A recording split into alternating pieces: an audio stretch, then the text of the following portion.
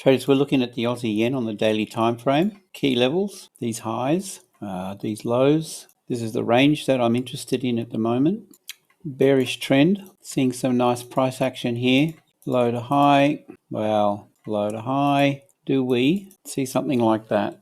That's the question.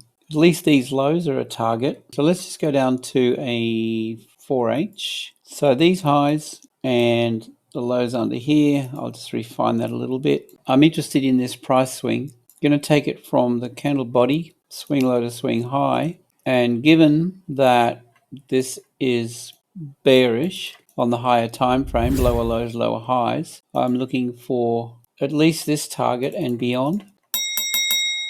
I'm looking for a short entry.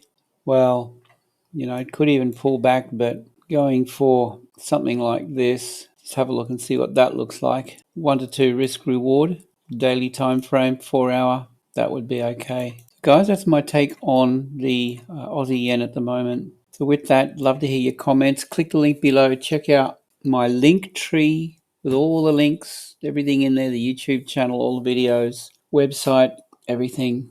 And jump on board our free Telegram. With that, I hope you have a great day. Safe trading. See you in the next one.